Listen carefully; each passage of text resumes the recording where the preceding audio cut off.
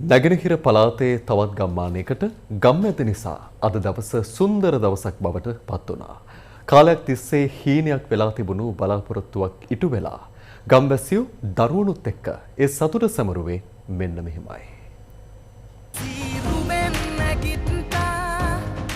මේ ගම්වැසියන්ගේ දරුවෝ අකුරු කරන්නේ ත්‍රිකුණාමලය මුරවැව උතුර සිංහල විද්‍යාලයේ. පාසල දුෂ්කර වුණත් දරුවන්ගේ උත්සාහය සුළුපටු නැහැ. ඉස්කෝලට වගේම ගම්මානයටත් ලොකුම ප්‍රශ්නය වුණේ වතුර. දරුවෝ 100 දෙනෙකුට උගන්වන ගුරුවරුන් 14 දෙනා එක්ක එකතු වෙලා විදුහල්පතිතුමිය පෙරමුණ ගත්තා.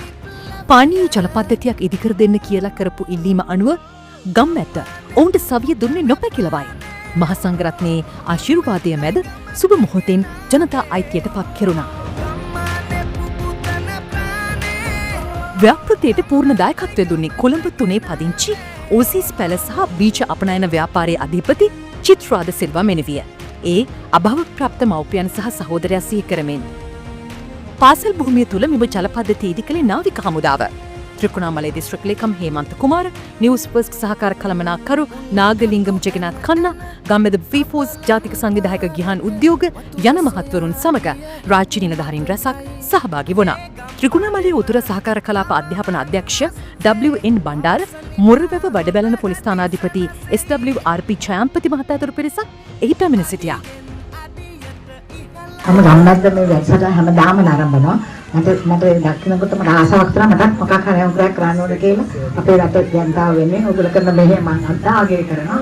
ඉතින් මට වෙන තනියම කරන්න බෑ. ඉතින් මම ඔයගොල්ලෝ එක්ක කියලා මම හිතුවා මම මොනවද කරන්න ඕනේ කියලා ඒකයි කරේ.